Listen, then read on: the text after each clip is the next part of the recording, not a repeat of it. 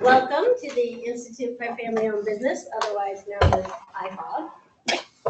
I am Catherine Wygant-Fawcett. I'm the Executive Director of the Institute for Family-Owned Business. So we're so glad to have you all here today. I'd like to thank Key Private Bank as our title sponsor for our HR for the Family Business series.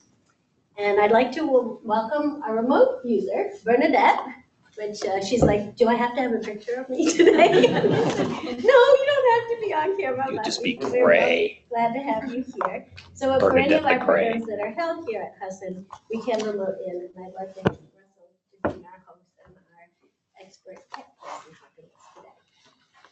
So we are a nonprofit that helps family businesses succeed. We have over 40 programs all year, and members and future members, and we have some future members here today, are welcome. You can check out our website at fambusiness.org. Apparently there's a little security certificate that I have to work on, so it is safe for you to come in on. We're just working out a little glitch there, so I guess that's apropos for today. This is the second in our three-part series on HR for the family business, and we'll cover advancements in technology, including cybersecurity. And I do have some postcards out front that have our next program, which is supervising the multi-generational workforce, and that'll be April 27th. And that's going to be fun because we're going to have a family business person from each of the generations. So we will have Joe Caposa, who's 83, who started Caposa Tile, who will represent the traditionalists. We'll have baby boomers, we'll have millennial, we'll have Emily McChesney, who is representing the millennials. So that'll be a fun event. And then you can always, if you can't come in person, you can always remote in. And then we do have, our board instituted a new code of conduct, and each time we have a program, I'm asked to read this. And so the Institute for Family-Owned Business is a nonprofit organization dedicated to the success of family-owned businesses in the state of Maine. Our purpose is to provide opportunities for family-owned businesses to gain knowledge and expertise concerning the challenges specific to family businesses. Shared expertise come from IFOB resources, invited experts, sponsors, associate partners, and the family business members themselves. Through the IFOB, relationships will develop that are valuable to all concerned. To foster an environment necessary for trust and sharing, proceedings of the IFOB should not be used for professional advantage. We expect confidentiality in all matters discussed and shared in our programs. Solicitation of business at events or programs is inconsistent with the overall mission of the IFOB. Thank you for respecting this code of conduct. So today, we have Nick Norton from McDonald Page, who will be our moderator. He's the manager at Mac Page Information Assurance Services team, and he advises clients nationwide in the areas of IT-related topics and is an IFOB associate partner. And he'll introduce our panelists here. So we have Justin Whitlock, who's the account manager for systems engineering and is an IFOB associate partner.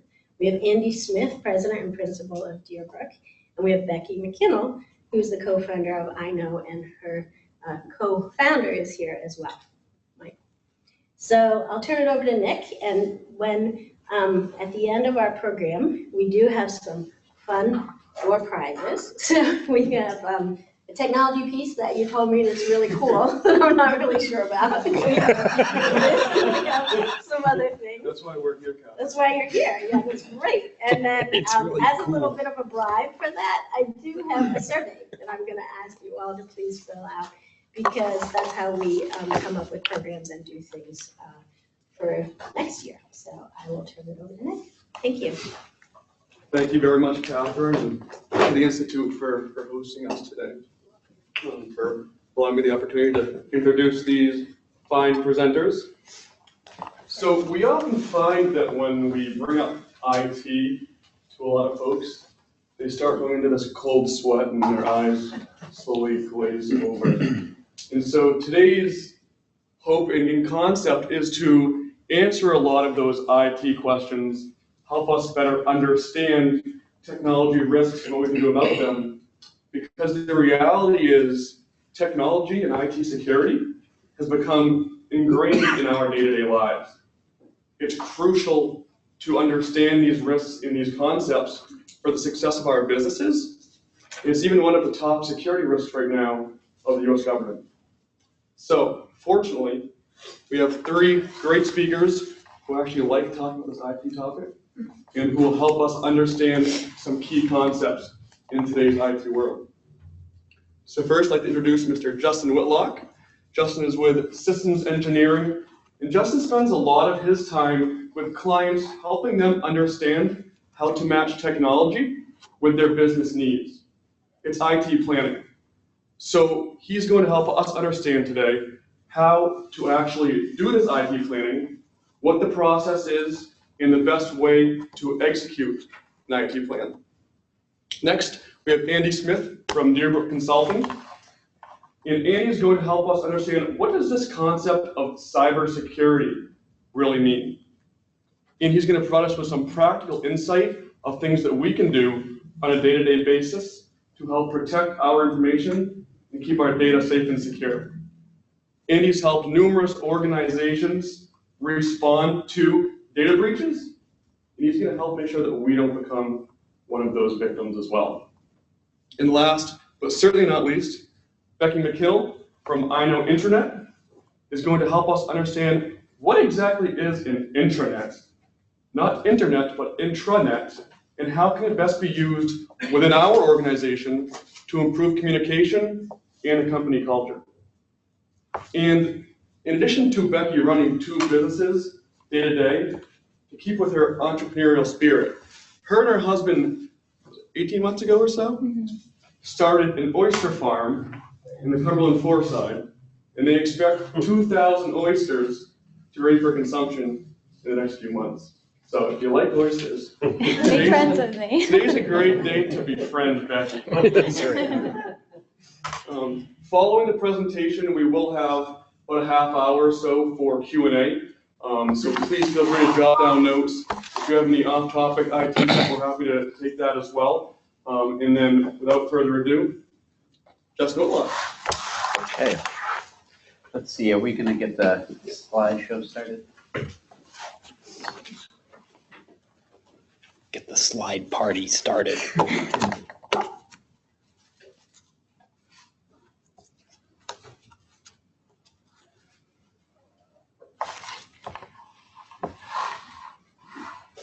It doesn't look like you, Justin. No, no.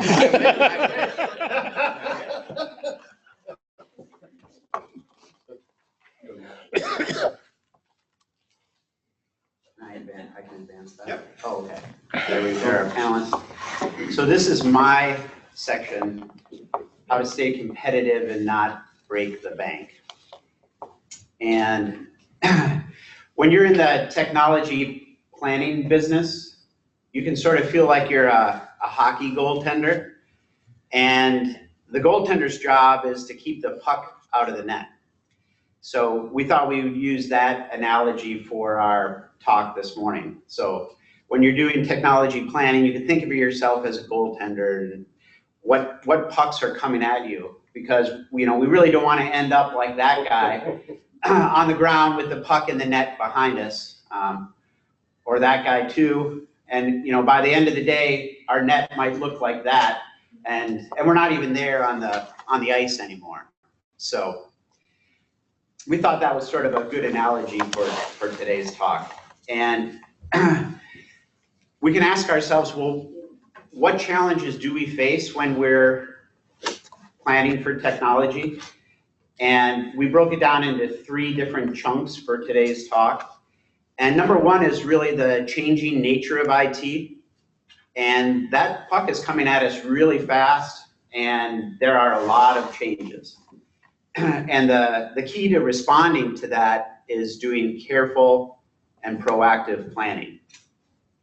Secondly, cybersecurity is another challenge when it comes to technology planning. And Andy will really get into the weeds on technology security, and that's what he does on a day-to-day basis. He'll really take it from a granular level. We'll talk more about it on a high level. And then lastly, one of the biggest trends in technology today is cloud computing.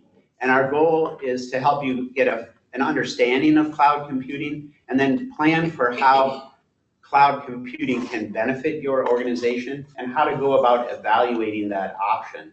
And Catherine actually has a real life example of cloud computing and what it means for her organization, and she's going to talk about that. So that's what we'll cover in my part of today's presentation. So when it comes to IT planning, why can't we just let it run into the ground, right? So in this part of the country, we're known for frugality, not spending money where we don't need to, you know, and maybe we have cars that look like that, right? But when it comes to your business and the technology to run your business, the consequences of your technology breaking down on the side of the road means that you can't communicate with your customers and members. You can't access the data. You really can't do what you need to do on a day-to-day basis. So our recommendation when it comes to IT planning is that you not do it reactively when the car breaks down, but you do it proactively. And how do you do that? How can I be proactive about my technology planning? How can I get my arms around this big topic? And what we recommend you do, and we do this for our clients on a big sheet of paper, 11 by 17, and we break it down into the next 5 years. And then we also, on the left-hand side of that big sheet of paper, we take all of your hardware, we list all of that, and then we list all of your software, and we map out a life cycle. Because more and more these things need to be compatible with one another. And as you know, software and hardware is not supported forever. There's a relatively small window of compatibility, if you will, that it has to be planned for. For example, many of us are running workstations, laptops, desktops with Windows 7. Windows 7 will go out of support in 2020, September of 2020. There are a lot of interdependencies with that really need to be planned for. And it's best to map it out in as macro a way as you can. And then from a budgeting perspective, those are largely going to be capital expenses. And to help you budget, we recommend that you plan on this 3 to 5 year plan so you don't have these big budget surprises. You see them coming from a year or 2 or 3 away. And then we also plan that you list to the best you can your operating expenses associated with technology, your internet costs, your phone costs, all of those types of things. So try to map that out as best you can to get a handle on your IT costs and your IT needs. Systems engineering's tagline is get ahead of IT. And really, we seek to do that through this proactive planning with our clients.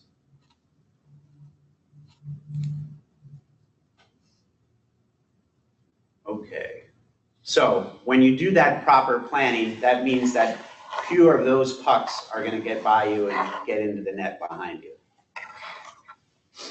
So that brings us to our second topic, cybersecurity.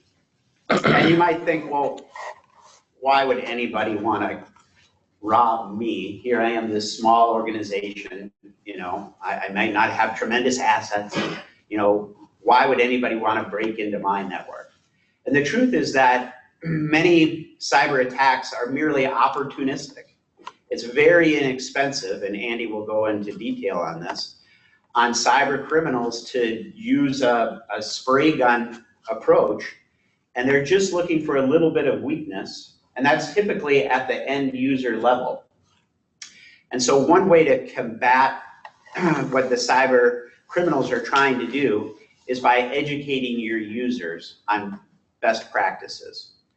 And for that, we recommend information security training. And Andy will have some practical examples and suggestions as well regarding cybersecurity.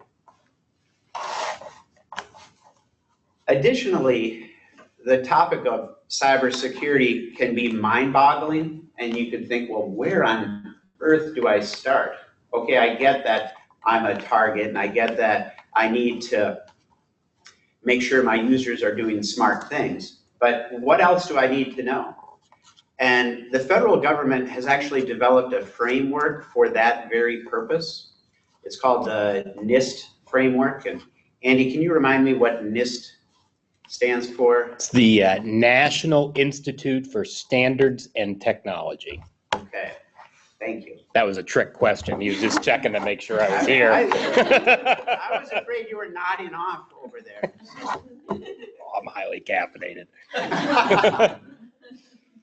And that NIST framework is divided into 5 different layers. And the first layer is, well, what data do I have that's important? And I'm certain that you all have intellectual property that is important and that it is worth protecting. So identify that data. Also, you might have data that is confidential data that has legal requirements, personal and identifiable information that you are obligated to protect in certain ways. Your organization may have HIPAA information, you might have PCI information. All of that have regulations attached to them on what you're required to do to protect that data. And the first step on that is to identify it. Identify what it is and identify where it is. Once you've identified the data, then you're responsible for listing the ways in which you protect that data. Thirdly, are you detecting intrusions into your network? How do you know if someone's breached your network? Fourthly, how would you respond to a breach? Are you prepared for that? Do you have an incident response plan in place? And then lastly, how might you recover if a breach were to take place? A lot of organizations are investing in cybersecurity insurance in order to recover from a breach. So if you have a level of discomfort around your organization's readiness for cybersecurity, you can simply go online to find easy frameworks for NIST and also very complicated frameworks. I recommend you stay away from those for the time being. But you'll find frameworks that ask you questions at each one of these layers. And it's a very practical, easy, common sense approach to dealing with a difficult topic. So that's our second topic, cybersecurity. And then our third topic is cloud computing.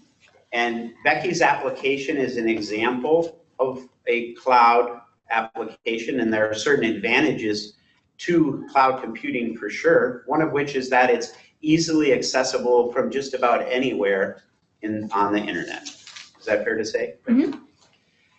And I got started in technology 22 years ago when PCs were starting to be installed in businesses. Some of you looking around may have been working around that time, 22 years ago. Do you remember getting the first PC at your business? And was that PC connected to anything else, or was it a standalone PC? Standalone?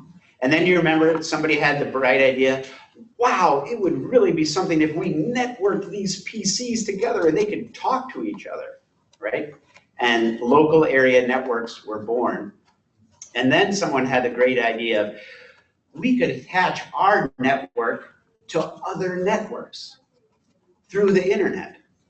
And I remember getting email in 1995 or 1997, and somebody told me, you can email other companies. And I thought, no way. Why? Why would I ever want to email someone else? I mean, that's absurd, you know? And 22 years later, when we're all managing email that is really unmanageable, an unmanageable amount of email, I guess there are compelling reasons, right? And I was teaching basic computer classes, and we had to talk about what the internet was. And we would draw a picture of a cloud on the whiteboard, and we would say the internet is like a cloud because when it goes in there, it's going to come out the other side, but we don't know what happens when it's in there. And we trust it's going to get to the other side. And I'm gonna stick with that as my definition of cloud computing. I think it's pretty good. You know, it's opaque. We honestly don't know where it goes, and we're trusting that it gets to the other side. So with that in mind, when it comes to cloud computing, how do you know if it's right for you? And our recommendation is that you go application by application. This is not a whole hog thing. This is not all or nothing. You don't have to have everything in the cloud or everything on premise. Take it slow. And Catherine, can you give us your case study of what it is you're currently facing? Picking on Catherine. At the Institute, the iCloud, we have QuickBooks, and I am the sole employee of the Institute, so I have quite a few things that I need to do. And I do have an accountant who, I have a desktop and I have a laptop, and then I have an accountant who dials in to my computer. And I run the Institute surprise from my home every day, and we cover the whole state, so it's so she dials in once a month, and I get my homework checked to make sure that I did my QuickBooks and everything right. But what would really be helpful to me is if she could be in the cloud and could have that information so that she doesn't have to remote into the system, and I don't have to physically be there. And then maybe she could help facilitate and take on some of the billing and the other pieces that I do. So, but then when I was asking her, is this QuickBooks going to be a good option, in the cloud or versus the desktop? And she said, well, there's more options with it as a desktop than it is in the cloud. So you kind of have to think about that. And then he was saying, do you still own that data and that things when it goes into the cloud and you used to be on the desktop there? So for me, it was kind of enlightening to think about that. And they did say the recommendation was definitely go in the cloud. Go and do that. But I hadn't thought about it, and I think that is helpful for us as we plan the budget to go forward. Yeah, QuickBooks has the online edition. I think we've used it since 2008. Yep. And basically, when you sign up for an account, you also get an account for your accountant. So it's really handy. I mean, you really would save you probably a lot of time. So anyone who is familiar with QuickBooks Desktop Edition should be familiar with the online edition. Plus, you get all those same, synchronizations like with your bank, with Yep. all Because the that's what she others. does. So she'll dial in. Right, so yeah, QuickBooks Online is definitely, I think, the way to go. I think we're going to transition into the cloud with QuickBooks. So, thanks. Okay, thanks. So some things to consider are ease of use. And also, I imagine when you're in QuickBooks Online, they handle the upgrades for you. You don't have to do the upgrades, and you probably pay for it in a monthly way. We pay it annually. They also, in terms of security, I know they have like that two-way authentication, Two-factor. so I think it's probably more secure than trying to protect your laptop or something. Right, because these enterprise organizations are certainly motivated to have tremendous security in place, probably more than what we could afford ourselves. However, certainly security is one of the questions when you're evaluating cloud applications. Cost, access, performance. In many cases in cloud computing applications, you're in what's called a multi-tenant environment where there are many other users in that space. It's a one-to-many service. And if you're not getting the performance you want, you may find it's a challenge to increase that performance because it's that one-to-many. So these are all part of your due diligence as you evaluate whether a cloud application is right for you. And then lastly, consider the exit strategy. What if you decide at the end of 6 years or 8 years that for whatever reason you want QuickBooks back on premise? What are the rules about getting your data back? And typically, if anywhere, that's in the fine print. And we've certainly helped customers in a number of nightmare ways where getting the data back has been not necessarily what was expected at the beginning. So Absolutely, we encourage you to get ready for the cloud because the cloud is getting ready for you and there is tremendous value there. And Becky will give you an example of her cloud-based application. And we recommend that you, as we said, evaluate application by application and ask yourself some of these questions. So I think I'm getting down toward the end of my time. So in review, we recommend that you get ahead of IT by creating this 5-year plan. We also recommend you evaluate your organization for information security. And then, as I said, get ready for the cloud because the cloud is getting ready for you. And if you do these things, you're going to end up, looking like that guy. And if you don't, then, you might end up looking like that guy. And I don't know if you can see it. That's a hockey playing dog. All right, so I will now turn it over to Andy, and I know that we'll have time for questions after. Thanks, Justin. Thank you. Justin has set me up by saying to you that I'm going to get down the weeds. Now I'm looking outside and it's like gray. And even though it's 9 o'clock in the morning, many of you have been here for about an hour and you got up early. So cybersecurity in the weeds and PowerPoint slides is not typically a recipe for a successful morning, right? So I'm going to try and go very quickly through this because I want to have time for questions when we get to the question part. I'm not going to go down into the weeds too far. I will apologize ahead of time. My slides, I fell back on I have about 30 years of military service, both on active duty and as a reservist. And one of the things you find in the military is that we don't write anything down anymore. Nothing gets written down. Like a plan, you think people write a plan down? No, no, no.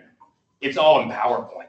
Like we don't even use PowerPoint to summarize anymore. It's the vehicle of communicating knowledge and wisdom.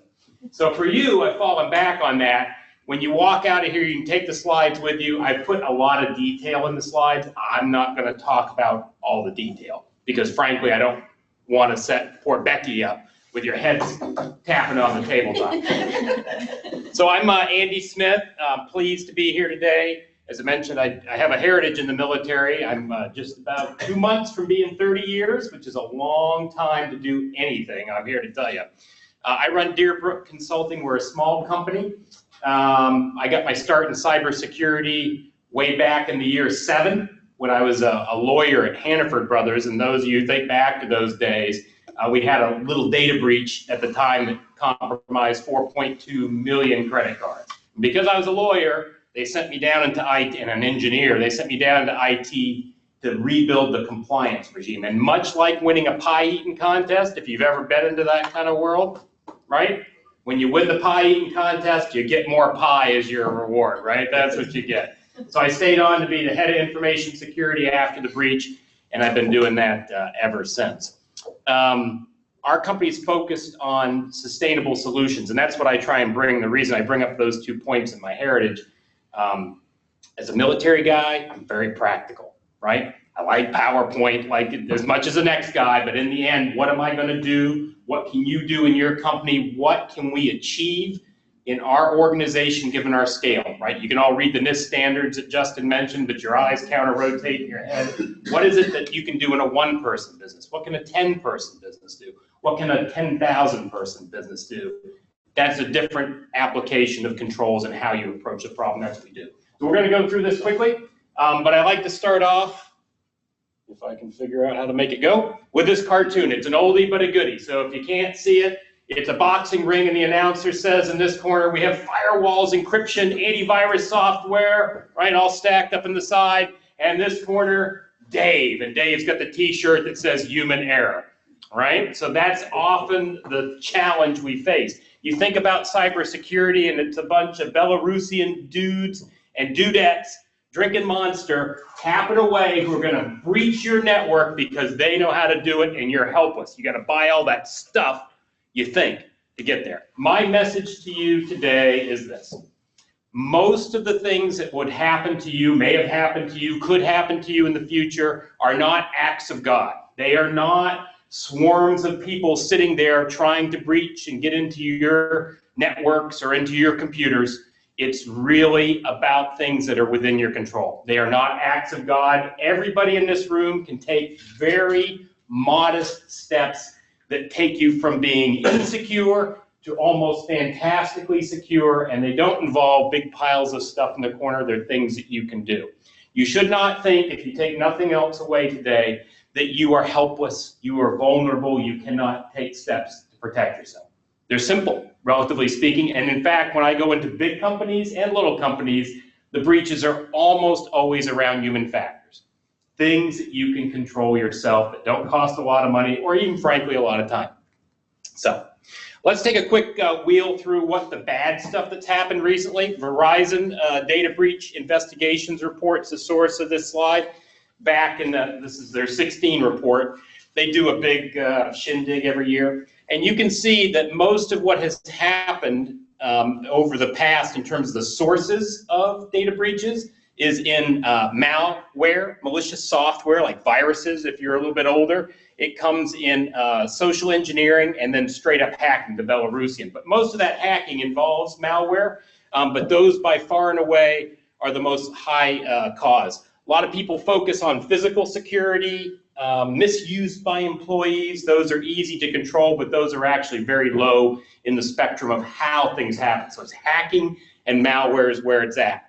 Who got popped most? Different source, Identity Theft Resource Center. It's hard to see the colors here, but it is mostly in the business and healthcare sectors, at least in terms of reports. Now, those are a little bit overstated.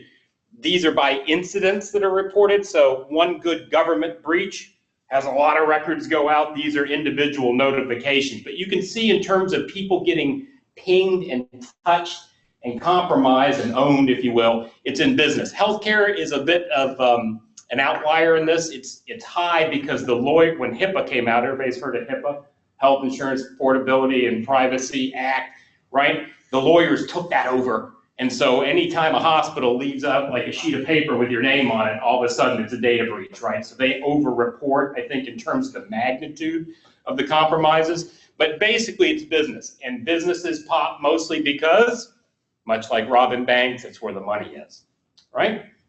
If you're, this is an eye chart, which most of you will die on trying to look. You may look on your slide. Again, from the Verizon report, it lists where the breaches occur by sector. So as you might expect, if you're in the agriculture sector in 2016, there weren't a whole lot of data breaches in the agriculture sector because there's probably not as much money there. But if you're in accommodations, which process credit cards, you're in retail, processing credit cards, lots and lots of breaches. I'll leave that to you in the slide to take a look at. The most notable ones in 2016 in the parade of shame, ADP, many of you here may use ADP. They're the payroll processing service.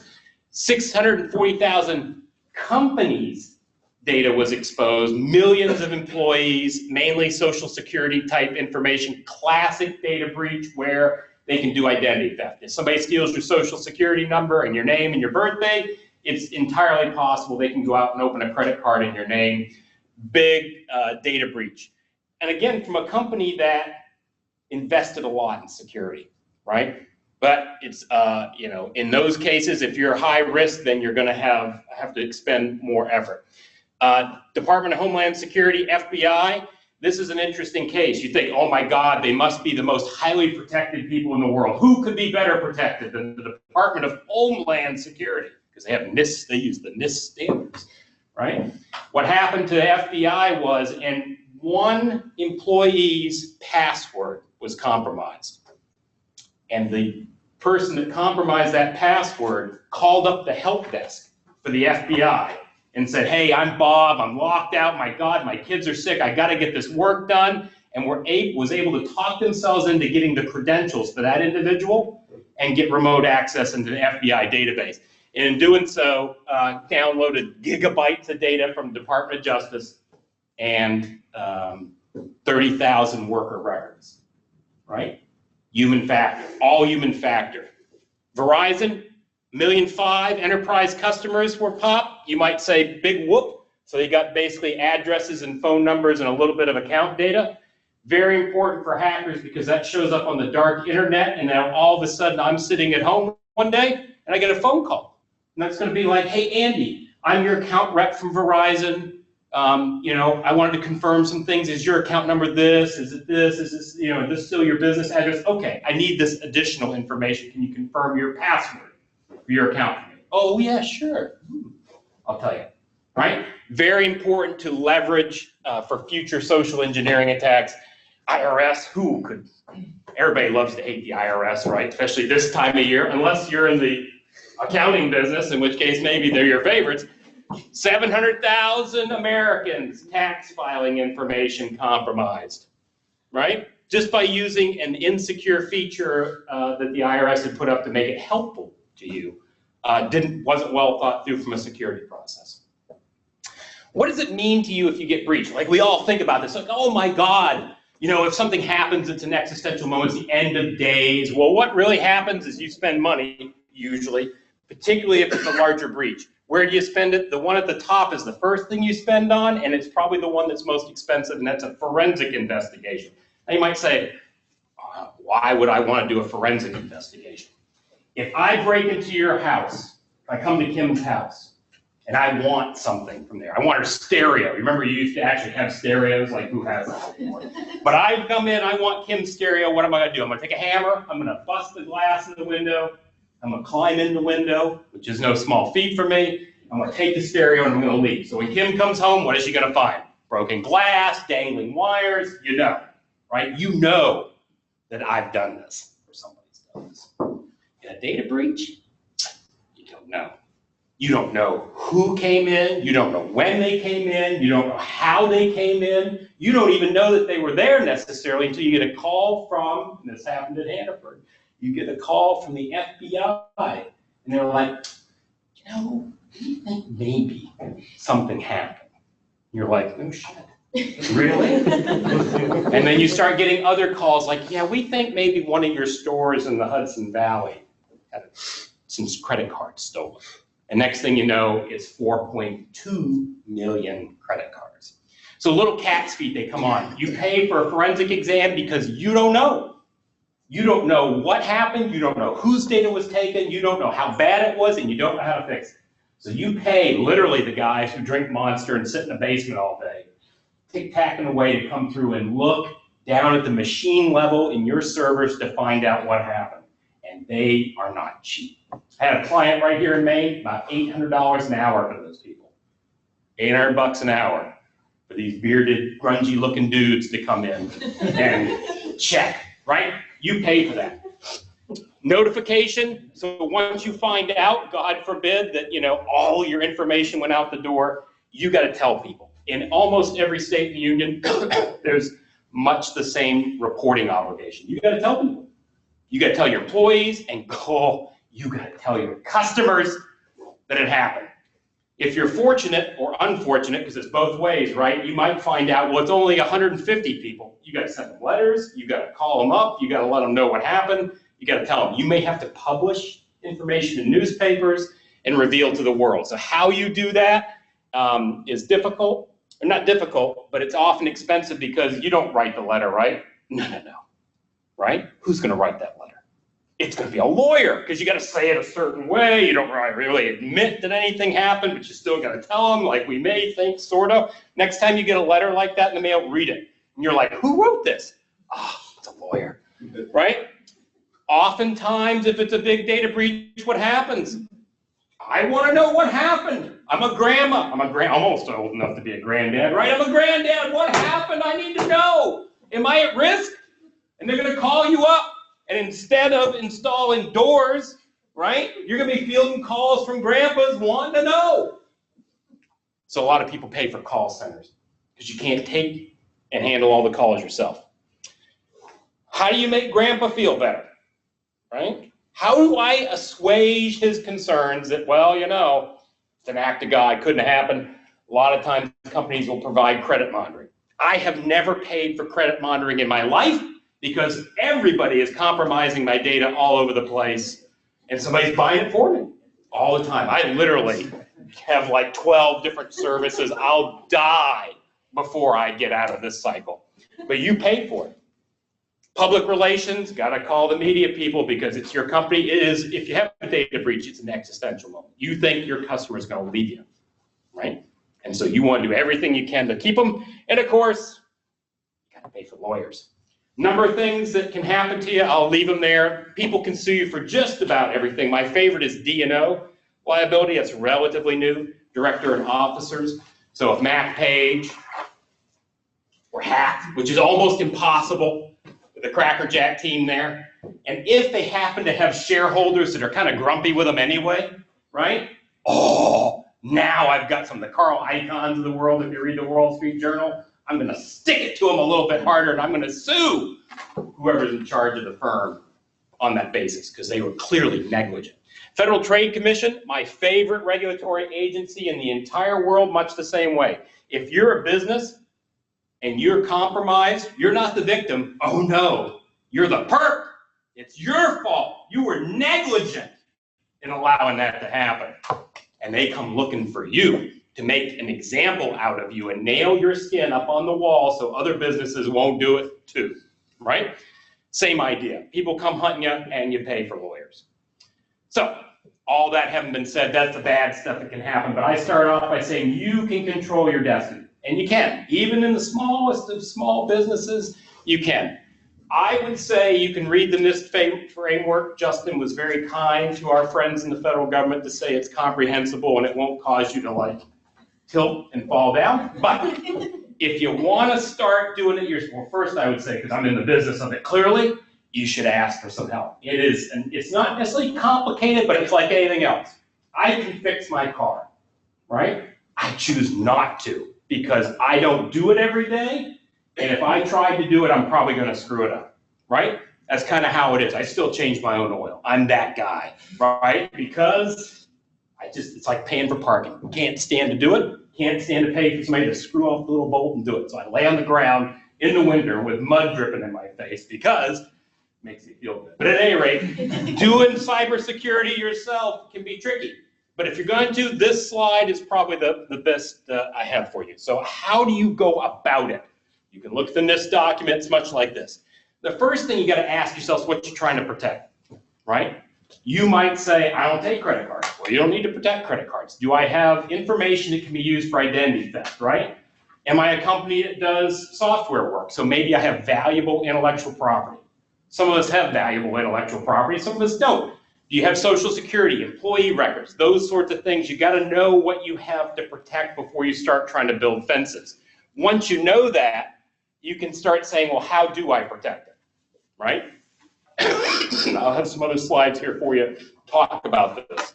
But you got to look at them. If you have a regulatory standard, am I applying it uniformly? Once you know where your gaps are, you ask yourself about your priorities. And by priorities, I mean this, and I say this, people who've heard me say it cringe because I use the same story.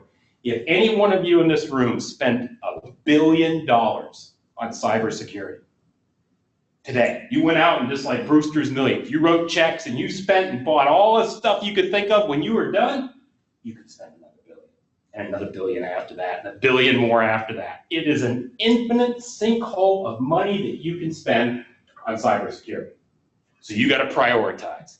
You got to say, you know what? I'm just going to let this thing maybe go, and I'm going to focus on this piece of my portfolio because that's the thing that'll make me care the most. My employees' data maybe, or my IP. Always, always, always look for where you can automate.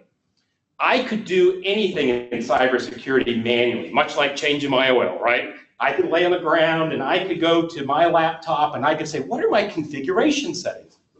And I can go through and look and say, is this slider in the right place, and all that takes forever. And if you got more than one computer, it gets awful tedious. You want to use services and tools that are automatic. You just want something to flash in your face and say, you know what, you're good to go, or, ooh, this is a problem. Automate, automate, automate, because while you can do it manually, you don't want to. If you can't automate yourself, go find vendors.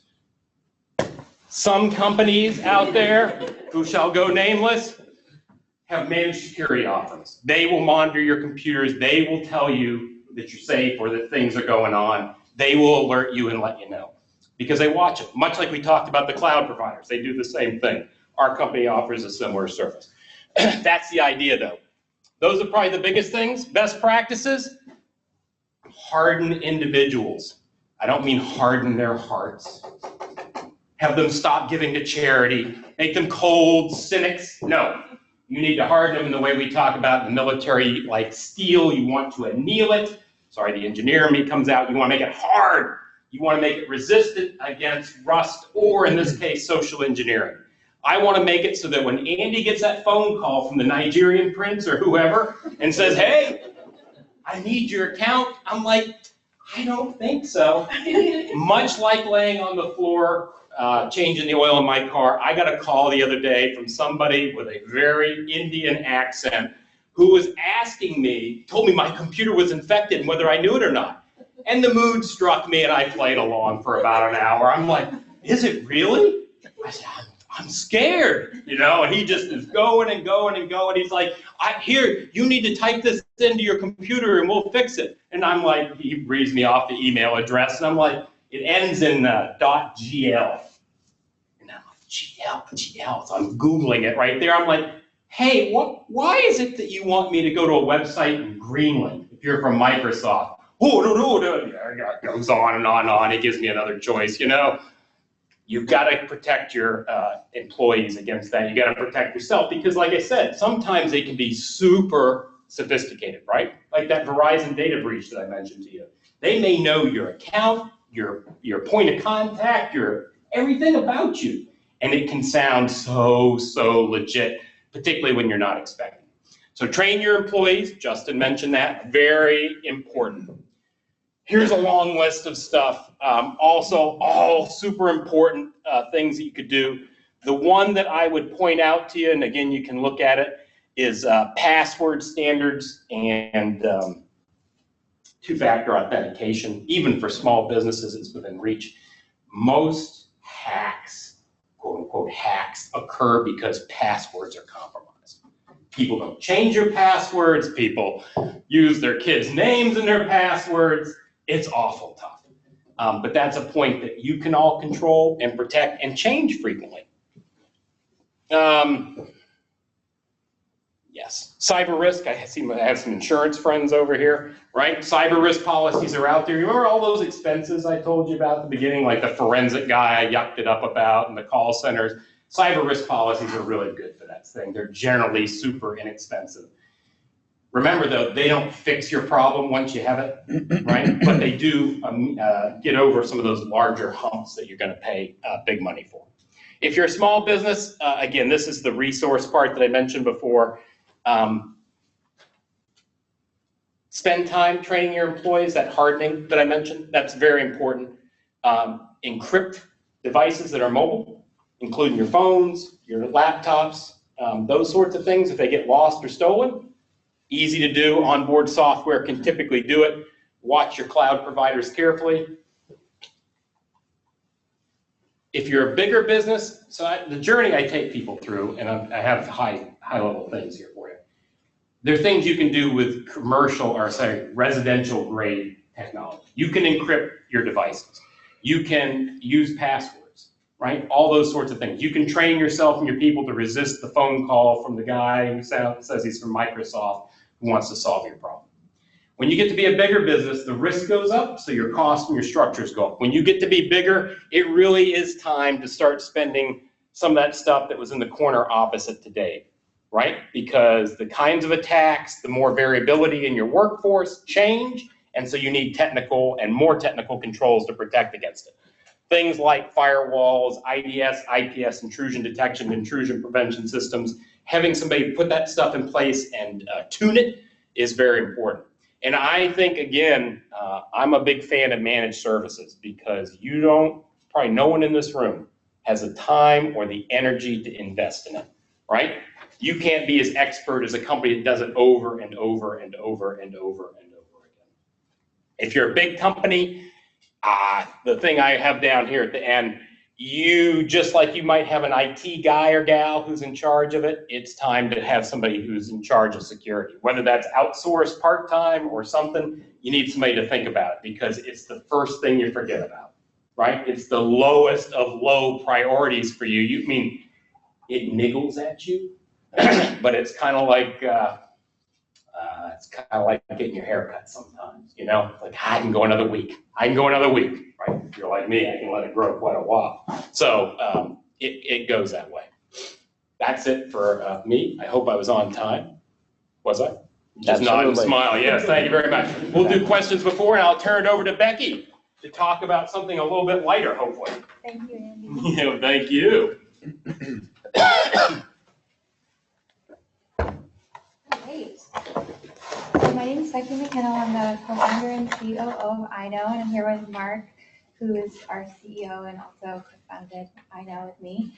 And we really look at our jobs as how can we make your intranet the smartest, most reliable employee at your company that everyone likes to talk to. So today we're going to be going through best practices in internal communications and how you can use your intranet to get the message out to your employees.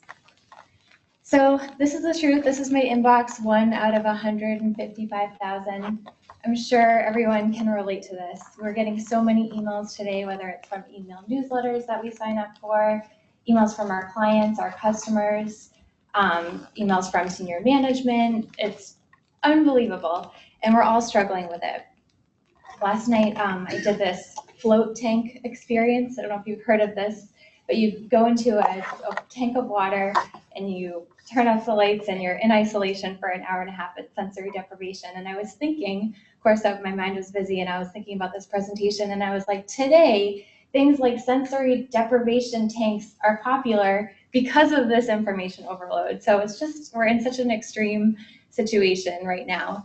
And, you know, we can all relate to things on ways that we get communication out in our company. We have meetings, we have bulletin boards in our break rooms, there's papers flying around, and email communication, which you're replying all and CCing and BCCing people. And at the end of the day, sometimes we just feel like Lumberg, and we really don't want to be CC'd on that reply all email. And Office Space is like the exact opposite of the culture that you want to create for your company. You want your employees to feel informed, like they have access to information and they can do their job successfully. 52% of employees are feeling overwhelmed at work. I mean, these stats show true that people are just overwhelmed, and it's leading to disengagement. And really, it's our responsibility as employers and managers to make sure that our team is able to get to work, do their job, and if they need to know something, they know where to go to get it, and they don't have to feel like they're lost in information and unknowns. So it is time to move employee communication into the 21st century, and it's not your inbox. Email is great for one-to-one communication and private matters, but when it comes to informing the whole company about policies, it can't be email. It's not your shared drive. If you have a shared drive at your company, you can probably relate to the frustration of clicking through file trees and then back clicking up and digging down to find what you're looking for. It's not your website, and it's not those posters in the back of the bathroom stall door where you can always find an announcement there. It is your intranet. So an intranet is basically a private website where your employees can log into to find out what's going on in your company. Think about what it would be like if you had a version of Facebook for your company, where you could just go log in, see what's happening with your coworkers, see what your boss is sending out for announcements, what's going on with your CEO. That's really what your intranet should be. It should be that go-to one-stop shop to get plugged in about what's going on. So what can a well-designed intranet do for your company? A good intranet gives employees access to information versus assault by information. So you want to give them the choice to get the information rather than flooding their inbox with new announcements. You want to make sure that your intranet is unifying the company. So, the game of telephone, when messages pass through multiple people for, oh, that happened at that meeting, and then you get another story about what happened at that meeting. Wouldn't it be great if your intranet was the place that all employees could go to hear things directly from the CEO and the senior management team. You want to make sure that your intranet manages communication, maintains connections in a changing environment. So, like office cooler rumors, how can you disseminate information easily with your intranet and be confident that it's the correct information? You want to make sure that leadership is a champion of the intranet. It really just can't be something that your IT department is in charge of keeping updated. You want to have all employees in your company, depending on your culture, be authors of content and at least be invited to participate and comment on content that's on your intranet. And connected, dispersed workforce. More and more people are working from home. They're working remotely, and your intranet can be the place that they go to get up to speed on what's going on. So here are some tips for success. When you think about content for your intranet, think about that evergreen information. So things like how-to guides and best practices. Say you hired Andy's company to come in and do a security training, and you have all of these great tips on how to prevent an IT breach when someone calls the office. And then 2 weeks later, you hire a new employee. Like, they just missed that whole presentation. And so can you use the intranet to keep that information consistent and accessible in the future? So if a new employee is looking up security tips, they can easily find the notes from that presentation. You want to make sure that a successful intranet is accessible from anywhere. So have you ever been at your computer and then you look up something on your phone? Because it's just like so easy. We're all using our phones. We're waking up in the morning, checking our phones, and going to bed at night, checking our phones. If you want your employees to have that information be easily accessed, make sure that it's mobile friendly for them. And really, the key with more and more cultures is all about transparent information. We have the things that we know our employees know. We have the things that we know that our employees most likely don't know. And then there are things that we're not sure if our employees know this information. How can you use your intranet to be confident that the most important updates and culture and best practices of your company are available to everybody? Success is top-down, bottom-up, all-around communication. So you don't just want it to be one thing that's funneling from the top and the front lines team never really gets a chance to add their ideas. Some of the best ideas come from the people, like, using a bank, like the tellers. They're the ones that are going to be getting all of the most frequently asked questions from the actual bank customers. How can you use the intranet to bring up that information to the top of the organization and have this cycle of feedback? So there's lots of options for intranet. On one end, there's Slack, which is a chat tool on the cloud. And then you also have SharePoint, which is a really sophisticated document management and workflow intranet. And iKnow, which is a cloud-based mobile intranet, and other platforms as well. So when you do decide to use your intranet, no matter what platform, we recommend following the 5 C's of internal communication. So really, it's all about content. Just like any marketing initiative, content is key, and you want to make sure that you're putting content on there that people find valuable. One of the things that we work with our clients on is before the intranet launches to the whole company, how can we get a small team of people to be uploading content to the intranet so that when it launches to the company, the first impression is, wow, there's so much information here. This is so helpful. I'm definitely going to be going back to reference this information again. You want to make sure that you're releasing content on a consistent basis. So we all know that feeling when you go to a news page on a website and the last article is 6 months old and you're like, not interested. You want to make sure that your intranet is real time. Some of our clients update 5 new posts a day.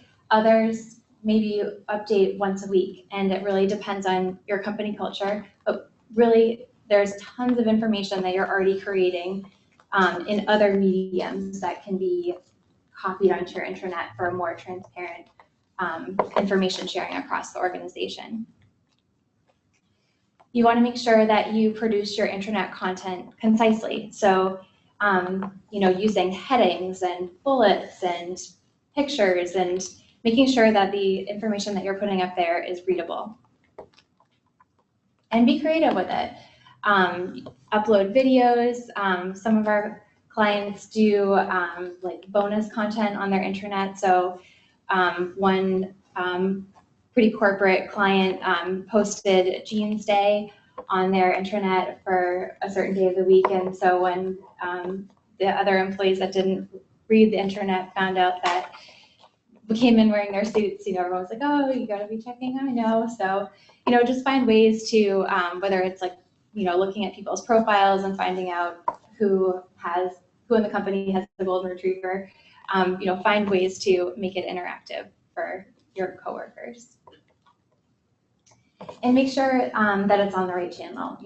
Posting everything on your intranet is not always the answer. If you have private, personal information, keep that content in your email. And that way your email becomes much more tactical, and your intranet can be more of the reference guide and search engine for your company. So thinking about your intranet, it can be the tool that can help bring your company vision to life. Like if you've ever gone through strategic planning at your companies, you have all those meetings and you have the big presentation, and your intranet can be the place where people go to find out, how are we doing against our goals? How are we doing against those KPIs that we set out to accomplish?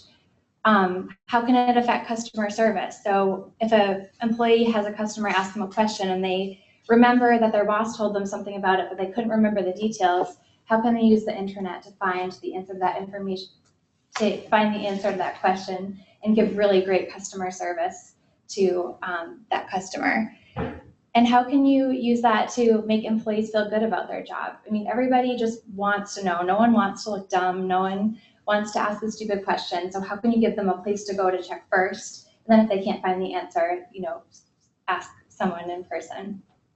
And really, if your competition has a really great intranet and you're not using an intranet, they're going to be a more informed workforce. So think about how that information sharing can really help you from a competitive sense.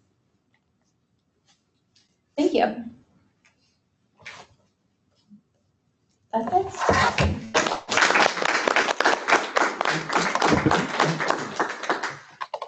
Well, thank you to all three of you. We do have a fair amount of time for questions. I'll start off by opening the floor. If anyone has jotted questions down.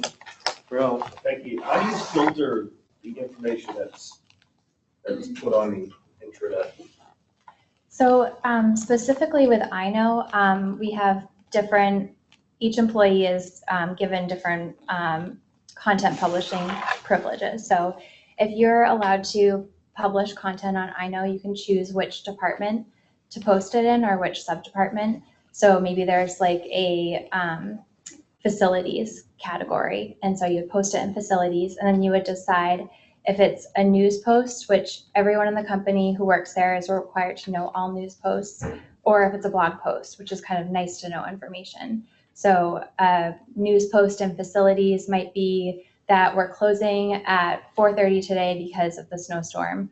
And then a nice to know information post in facilities might be that we're painting the bathrooms today, so use the one in the other end of the office. So somebody would know to go and check that, Yeah, so most companies have the intranet set up so that when employees open up their browser, it's the first thing that they see when they log in. And it's really just about creating a new habit for your company. So it takes discipline getting your intranet off the ground to post information only on your intranet rather than like posting on your intranet and then also sending an email, and you just gotta rip off the Band-Aid. Justin, quick question for you. You mentioned with the need for an incident response plan. How does an incident response plan and a business continuity plan fit together, and how do we begin developing either of those? Okay, so an incident response plan and a business continuity plan? Yes. Okay, so an incident response plan would be, I think, a subset of your business continuity plan. Okay. And your business continuity plan is a really comprehensive document that includes not just technology, but also a lot of human elements. What would we do, for example, if there was a facilities disaster? So you can think of catastrophic things like a fire, but you could also think of things like, well, maybe the power gets turned off to the building because there is a water main problem. That happened to a client of ours in Lewiston, actually, and the water department gave about 5 minutes notice that, oh yes, by the way, your building's not going to have any water. And I think by law, you can't have employees in the building in that case. So without a business continuity plan, there'd be no communication plan to let people know, hey, you know what, you can't come to work today.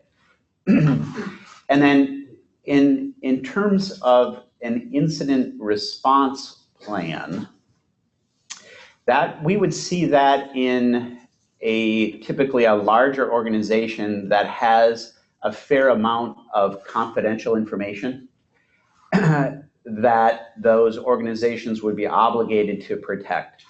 And then an incident response plan would be, well, what are we going to do if in fact our network is breached and our client confidential data is lost or copied off to third parties with nefarious intent?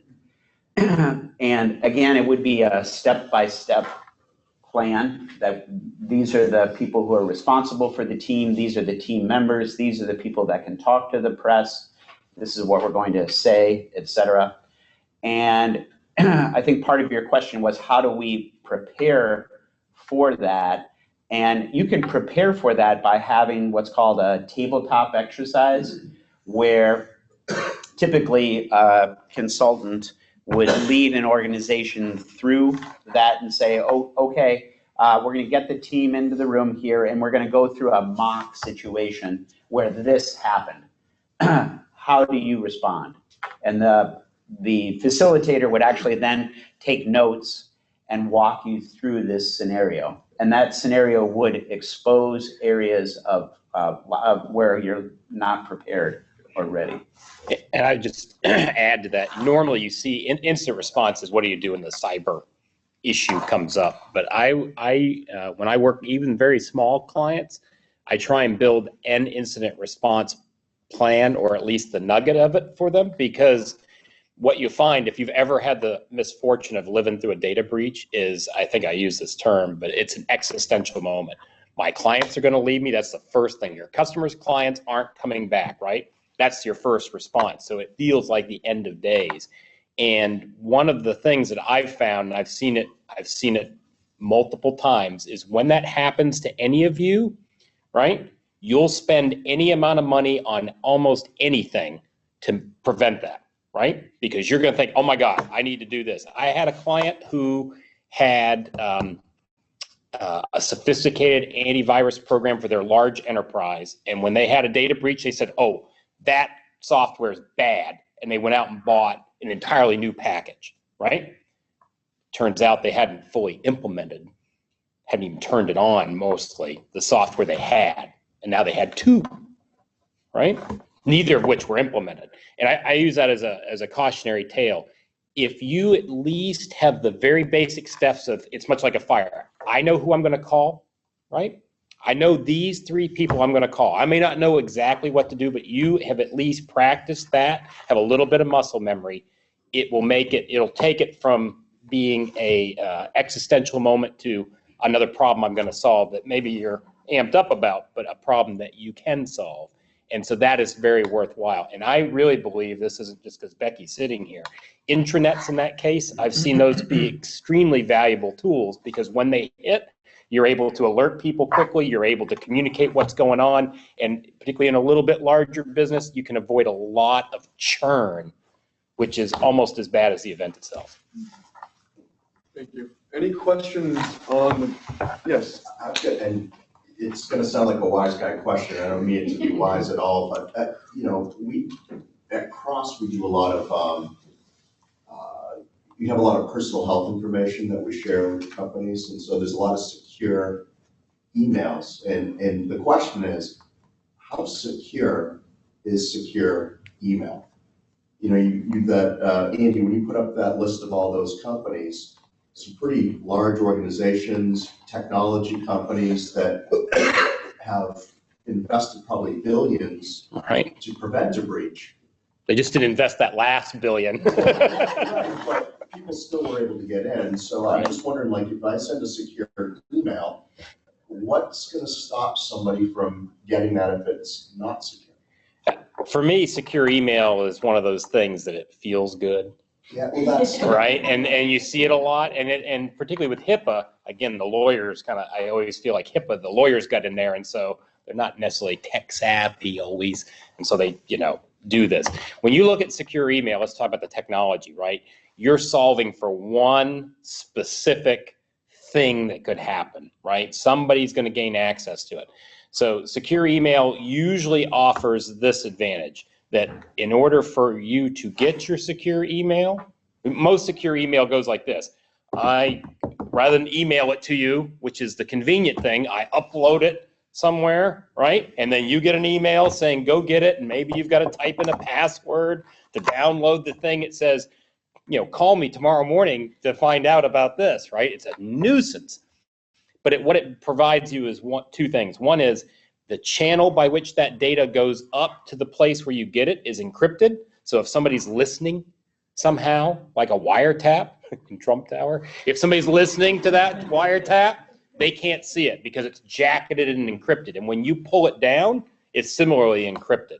So in flight, as the saying goes, when that data is moving, it's encrypted. I've seen some of these platforms, though, when your message is sitting on the platform, it's not encrypted when it's sitting there. So it's just sitting there like it was sitting on your server. Some services encrypt it in that place that it's sitting as well. But what does that do for you? It prevents somebody wiretapping you in the modern sense, getting the data, and it prevents, if they hack the service, getting at the data while it's sitting there. That's the one thing it solves for. But you have to ask yourself, what's the economic value of hacking that email platform, of putting it up and down? So I personally don't get too amped up about it, but it solves the problem of like, well, how do you know it couldn't be stolen while it's there? And so people pay for it and they do it, and they're good services to do it. That's really what it gets for you. But there's a million other risks with that data, right? When you get it to your computer, have you patched and applied software updates on your computer? Is somebody have a keylogger or a screen scraper on your computer? For me, focusing on secure email, it's important because you have a regulatory driver and that keeps the regulators at bay. I think that's the best part of it. But of all the things in the world that can go wrong for most businesses, that's probably the down on this layer of it. That's my feeling about it. I don't know, Justin, you guys use Zix and whatnot, right? A lot. We do. So I would answer it a little bit differently. By default, email is in plain text. It's clear text. So, and the internet is what's technically called a public network. And it really gets back to the concept of the cloud, that once that email goes into the cloud, it's in this opaque space and we don't know really what's happening. We can't guarantee what's happening as it goes from hop to hop on its way to the destination. We don't even know what path it's going to take through the cloud to get to its destination. So I would say that encrypted email is very safe in the sense that while it's in transit, it's the highest, I believe it's the highest level of encryption that the government will allow. And the only way it's going to be decrypted is with a decryption key, which all happens in the background. Now, I will also say that encryption technology has come a long way in terms of making it more user-friendly so that less often you don't have to go and put a username and password in, and that the encryption is handled in what's called an opportunistic way between the sending email server and the receiving email server. So the manufacturers have made a lot of progress in that way. However, there's still the Dave factor. There's nothing that will stop us from sending a confidential email to the wrong party, right? It's encrypted, but I still sent it to the wrong person. And they ended up with a bunch of personal and identifiable information that they shouldn't have, you know? And there's still that human factor. Yes, it was encrypted, but it was received, and they can enter a username and password into the portal and they can get it. Now, there are what's called data loss prevention systems that are working to capture that stuff so that it doesn't go to the wrong participants. But that is a very manual process, as you can imagine. DLP solutions are notoriously bad, but the other reason I'm a bit of a naysayer, iconoclast on encryption, I don't know how many people here use Office 365.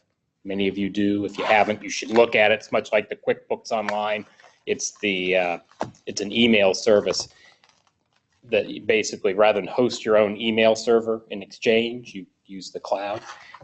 Those pipes are encrypted as well, and the data is encrypted in there. So there are many other, rather than having a secure email, if you're emailing it outside your organization, that's where it becomes more relevant. But if for day-to-day, there are many services, and that trend is moving in this direction, the encryption's happening anyway, most cases. So there are other things you can do besides secure email, but keep the regulators happy. That's usually the driver, I think. But I agree with Justin. Those are, it's not as painful as it might be, but.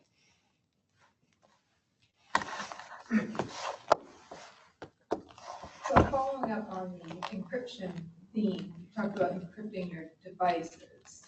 For instance, I use Office 365, so that's, for work and on my cell phone. Right. I have a password on my cell phone, but then you talk about encrypting devices. So you're talking about something in addition to? Right. So it's much like the email thing. So when you think about risks, like what bad things can happen to you? So right now you use Office 365. So the idea of somebody tapping the cloud or wiretapping, your data is moving securely. Microsoft, to the extent it owns or holds that data for you, it's encrypted at rest. So it's encrypted, so nobody can get a hold of it. So that part's good, right? You've covered the bases of that third-party provider and going to a coffee shop potentially, and here at Hudson College, sending an email. What happens if your laptop is stolen or you lose it or whatever, right? They're still highly pilferable. Your phone, a tablet, what happens with that? If you don't encrypt the data on that device, so let's use a laptop as an example. If I don't encrypt that hard drive, in theory, somebody steals your laptop, they could take your hard drive out and read it. And then all the stuff that you have there, whether it was a soccer schedule or birthdays or your QuickBooks file, right? It's all exposed. So because laptops and phones and tablets are pilferable items, we tell people you should encrypt that drive so that it would be a non-trivial exercise for somebody to extract data off of it if it were lost. The other thing it does for you from a regulatory standpoint is, we talk about data breaches. Let's say my laptop isn't encrypted and I have all my employee files on it and it's stolen, lost, right? How do I know that data wasn't taken by a bad guy or gal, right? How do I know? And so all of a sudden, all those things I talked about, notifying people, letting them know, sending that letter saying, well, I don't really know your stuff was stolen, but it might have been, so I'm sending you this letter anyway, right? That's not very comfortable. If you encrypt it, you can take the position, a reasonable position is that it was encrypted, they got my laptop, even if they took it, they would have to go to heroic levels to get at that data. And so I don't care. Most computers, if you use a Windows computer, a modern Windows computer, Windows 10 operating system, Pro, not the home version, it comes with an encryption software. It'll encrypt your hard drive. Most vendors sell you computers. You have that capability on board. If you use an iOS, Android phone, you can encrypt the device natively. It's in the operating system, So Macs. it's something that should be in the operating system, just need to. Most modern stuff, yeah, and turn it on. That's right. That's right. I think and Justin can speak to it because I know you guys do that service. The other thing I counsel people, particularly if you use Office 365, there is in your subscription a mobile device management capability. And what that allows you to do, and you can do this with your iOS device even without that, right? iOS being an iPhone, is that you can slick your device. You can slicking it meaning erase it or erase sensitive data on it. So if they take my phone and even if it's encrypted, I still only got a 4-digit PIN, right? 1111, or whatever I can do with my thumb while I'm driving. I didn't say that out loud, did I? Right? You can still break it relatively easy. That's a somewhat trivial exercise. But if I can remote into that phone and have it wiped out next time it shows up on the internet, then I'm good. So that's another layer of security. It's in Office 365. It's native in iPhones. Androids can do it, or you can buy it as a separate service with antivirus. There's a million ways to get at it. But that Sorry, I already have it, I just need to turn it access up. and implement it. Well, that's good. That's right. So one more question was on the whole password thing, and we all hate passwords, and I know some people use an app or whatever, where you just have like one password. What are your thoughts on that? I'll let Jason speak to it. I'll just start by saying it's a great thing if you can use it properly. There are a bunch of technophiles that that's just the new fun, cool thing, right? I'm going to turn up LastPass, Dashlane, all those things. And if they can use it, it's great because then your password goes from being 8 characters to 800 characters. And from a compromise standpoint, it's very difficult to technically get at the data. And it's very convenient. Have it fill in your browser, drag it, drop it into the thing. I think it's a great tool for people to use so that they don't write down on yellow stickies and slap it up on their computer monitor, their password to their bank account. But you guys, Electronic notes. right? I'm sorry, I didn't hear I that. have it in my electronic notes, but I didn't save it. Oh, Right, exactly. right. Justin, are there risks involved with keeping all of your passwords in one spot? I would say that there are risks involved in keeping your passwords in one spot, and I think there probably are other people in this room that can speak to that risk better than I can. The one thing I would add to the conversation so far is that technology is emerging to address this problem, and progress is being made. Additionally, there are things called single sign-on or same sign-on that would allow you to use the same password in a bunch of different places. So for example, when users log into a network, there's a directory of users and passwords. And for the majority of us, we're using something called Active Directory. And then we can go to web applications that will also require a username and password. And there's been a lot of progress made in those web applications talking to the directory so that they'll either pass through your username and password, or you can use the same username and password, and there's communication in the background. And that really simplifies this process and is worth investing in. The catch is that the cloud-based application has to have that programming in place and the communication with the directory in place. I guess I'm still not at the point of trusting it out in the cloud. Sure, and you're in the driver's seat when it comes to that. The way I answer it for people, particularly if you're a small business, right, much like mine, is if your choice is between, as a normal level of sophisticated user, right, because I'm not a techie, right, I'm a reformed lawyer. If your choice is between yellow stickies on the monitor, writing it down in plain text and carrying it with you in your bag, or using a password keeper, go with the password keeper. Because whatever the risks in the cloud are, they ain't nearly as bad as having that yellow sticky on your monitor. And so there are many more sophisticated tools if you're larger organizations that Justin was talking about, and they're great if you can get them. But if you had a choice between it goes back to risk. What's my risk? The housekeeper, my kids. Oh my God, I got 5 kids. You think I'm gonna leave a password out where they can find them? Oh no, right? So you got to put figure them. it out anyway. Well, they might. They're not. They're a little. Yes, that's right. Hey, Brian, question? Yeah, and this is one of your organizational cost sampler that you had up on your slide. After you send out that notification letter that goes out to all your employees or your customers once your bank breach has happened, the credit and identity monitoring, is there a period of time that you have to do? Is it a year or something like that? And if so, how much does it cost for each employee that you have to monitor for that time frame? yeah, it's there's no rule, though typically people do a year, Yep. which is ironic because what you find in the way social security numbers get traded, it's a whole nother conversation. It's like this black market out there, right? And so your social security number gets stolen today, it may not surface for years, right? And then it's sold with a bunch of other information that's aggregated about you, and it's very valuable. But typically people are like, oh, we'll give it to you for a year because, as I said, it's really a pat on the head. It's like Cindy Lou Who, right? Give her a cup of water and send her back to bed and everybody's happy, right? And that's much the way it is. Cost-wise, it depends on scale. Hannaford 4.2 million credit cards, we got them cheap. If you go out and you buy it for 5 people, it's close to the rack rate that you see.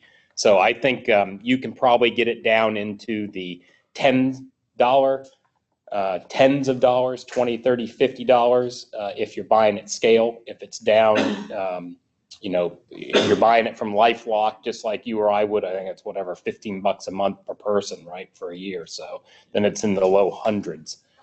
It's all scaled. George? I wanted to jump back to passwords for a second, and the key word that comes up is automation, and here's why.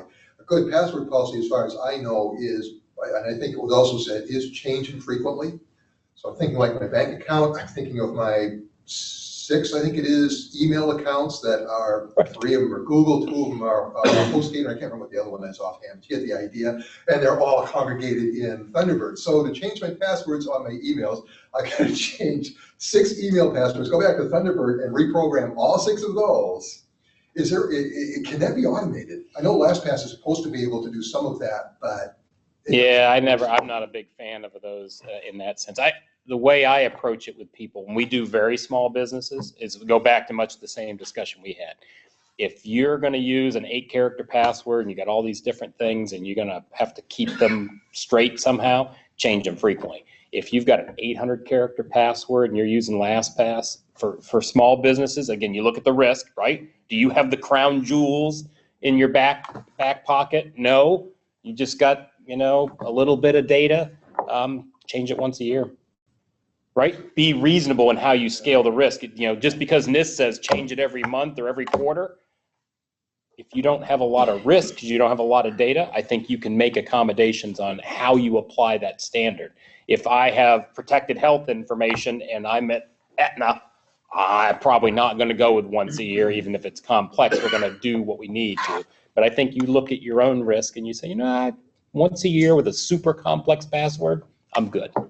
So a lot of the principle behind it changing is partly keyed into how long it takes them to crack a password. You crack an 8-character password a lot faster than you can a 20 or a 40. So just on that, and plus entropy, I get that too. You got to look at risk holistically. Yeah. Right? If I'm a yellow sticky guy or gal, which, there are probably people in this room that are, change them frequently because stickies are cheap. Put another one up there, right? Get rid of it. If you're going to do something, if you've got something heavier weight or you got greater risks, invest in the tool or make it super more complex and then take some comfort in that from it. But again, you look at all those things together. So you said that you're on a number of different lists and you get free credit. Right. For you. But if you don't have that, do you think SafeLock or something like that people should definitely have that? Or what is your recommendation? If you're concerned, what I recommend to people typically at a kind of a residential grade is to do what's called a credit freeze. Credit freeze, I didn't include it in these slides. A credit freeze is something where you contact the major credit bureaus, of which there are 3.5 now. But you contact each one of them and you say to them, and it's different than a credit monitoring, it's a credit freeze. And what it says is, I don't give you permission anymore to send out my credit report. And what that does, if you understand the process of credit, and there are people here who probably know it better than me, what happens is Andy goes and applies for his, what do I get? About once a week, I get an American Airlines, really wants me to have a credit card, right? They send me the credit card app, and so if I fill it out, what they do is they say, oh, Andy sent his app back. Let's really see if his credit's any good. And they go to one of the credit bureaus and they say, what's Andy's credit score? And if I put a freeze in place, they won't send them that report, which means the credit card company says, I can't risk rate him, therefore I'm not going to give him a credit card. Nor am I going to give him a car loan. Nor am I going to give him a mortgage. Nor am I going to do anything. Maybe even give you a cell phone, right? Contract, right? Because they all check those sources. So credit freeze stops the handing out of your credit report. And by doing that, you shut off the ability of somebody to get at or open a fraudulent account in your name. I think that's much more effective. And if you're like me, right, I'm past the point where I need another credit card, right? If I'm gonna go buy a car, you can release the credit freeze and then reinstitute it, right? So you open the spigot, you shut the spigot. And that provides, I think, the real practical security that most people need. The other things are more feel good. Like if you put it on, is it on and they can't? It stays on forever. Oh, it does? Mm-hmm. Oh, that's good. And in Maine, thanks to your friends up in Augusta, it's free once a year, I think. Otherwise, it's like $10. But if you're really looking for protection, you want to close the door, that's the best way to do it. And on the topic of, how to protect yourself at home, I run into people all the time like, oh, I pay with a debit card. I'm sorry to even get on this topic, but it's a thing to me. So you use a debit card, right? Debit cards, the number gets stolen, somebody uses it, they take money fraudulently out of your account, right? Under federal regulation Z, your liability for fraudulent charges is limited to $50. Practically, nobody even pays the $50. I always tell people though, you should use a credit card rather than a debit card, because if they're gonna steal something from me, I had my credit card popped, I was in DC, got a call.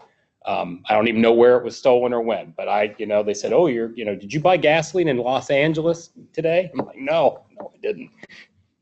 I'd rather the bank be squabbling with me about how their money was taken as opposed to a debit card where that $50 was taken out of my bank account and me squabbling with them over my money getting it back, right? If you pay your credit card bills off all the time, who cares? So if people use debit cards, again, usually the banks will work with you, but I'd rather, it's a personal preference. Like, why would you even give your money away through that means? So that's credit cards over debit cards. Becky, I'm curious about the delineation and the relationship between an intranet and my files, my client files, my folders, all the things that I have stored in this deep file structure. What's the relationship between the intranet and those? Yeah, that's a great question. It really depends on your goals for your intranet. So some companies upload all of their documents onto the intranet so that they can be accessible from anywhere. Some companies link back from the internet to the shared drive. So if you need to get access to a document, you need to be logged in to your shared drive or Active Directory or SharePoint, or you could do a combination of both. So it really depends on how you want to be using the internet at your company to access documents. Does that make sense? Did that answer your question? Yeah, I think so. We've done SharePoint intranets, but I don't think SharePoint's a perfect tool for intranets. Right? There's some things it does very well, workflows and some of the basic pieces. But one of the things I'd like it to do is be the way into the file structure. Yeah. So that it was all online and I could hit it from anywhere. So companies in that situation would create a link to the file path on SharePoint. So it wouldn't be like a website address, it would be the file path address. So you would create like a new post about what that file is about and the information that would be helpful to an employee about that file, and then link to the file path back through SharePoint, and then post it so they could still access that information. Becky, for those smaller companies who are already running extremely lean, they've got so many administrative tasks to do already, what's your response to, well, you still need an intranet, and how do you manage that? Yeah, I think, it can, sometimes an intranet can be seen as another thing to put content on. And you really want to think about what it can eliminate. What process are you doing right now that it can eliminate? So pretty much anytime you send an email that has more than a few people from your company CC'd, just don't send out that email. Instead, put it on your intranet. And that way you're creating good or new habits to share information, and then it can become evergreen information for your company. So you have to kind of do it with the future mindset that I'm sending out this communication now, and in the future it will be visible again for someone else who needs it. Isn't it almost cultural though, Becky? I mean, you know it more than me, but I've struggled with it or looked at it in different companies and that I've run. And you have to decide you want to be in, Yes, don't you? you Because do. if you're kind of 1 foot in with your share, if I'm using network file shares and then I also try and just put them in the intranet too, I either have to allow it, which takes away from the intranet, or I got to make people go into that ecosystem and work there, right? For it to really make a difference. Because otherwise I've just got 2 places and Right. same stuff. Yeah, I completely agree. Yes. I have a similar question to that. You caught my attention with the mention of the Jeans Day, because that is a tool to get people to use it. We have a new intranet, it's a couple of years old, and it's great. Our problem is not the people putting information out there. Operations, marketing, they're terrific. There's tons of information out there. But the other 150 of us are not getting that great information because we haven't made that cultural shift. So now, every Friday, we get an email that summarizes what's on the internet. That's not exactly what the goal was. But the problem is, we didn't know that information. And so you find that there's, again, 150 people that don't know that all of this good information is out there. So are there other ways, and I'll say to trick people or to force them or to make that cultural shift, to start checking that and to start going to it to get the information? There's a couple ideas. So one thing is we give stickers to all of our clients that say, have you checked iKnow first? So like anytime they go to get a question like, oh, how do I change my direct deposit? Like they just point to the sticker and they put it, around the office. One company, when they launched iKnow, they got mouse pads for everyone. So it's like literally on your mouse pad to check iKnow. One company, they had their company like annual awards dinner, and one department actually didn't show up to the dinner because all the information about the dinner was on the internet. So it was just kind of like that would be my firm. None of us would be there. So that's and two, just I guess if you had any little nugget of information out there that that you would benefit from knowing, I guess that's the Jeans Day that really caught my attention. I guess that would be one. And like I think it really has to come from like the leadership too. Like, can the CEO post a video that's funny that everyone goes to check out on your intranet? Or Carl Chapman. what are the non-traditional things that would kind of like clickbait to get your employees to get used to the internet? Exactly. I like that. Thank you very much. You're welcome. Becky, are there any best practices of how long you should have content on your intranet?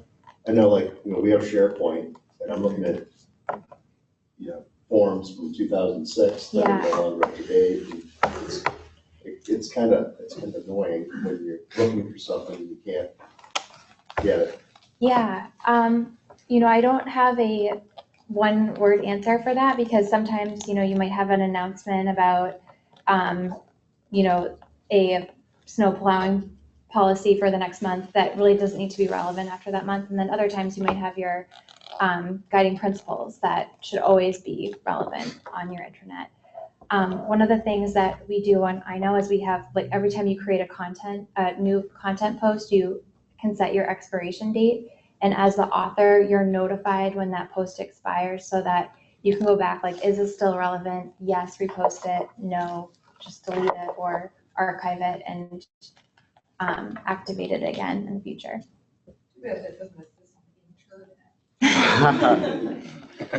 Any other questions?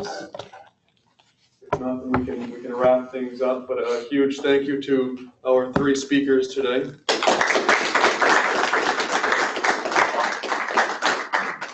But wait.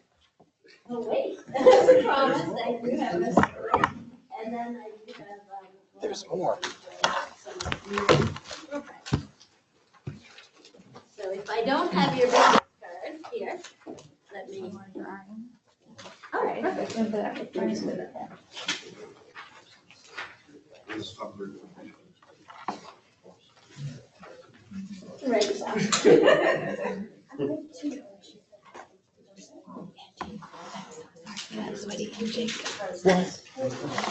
When I shake your hand, it will like have my hand. You don't like what this to do.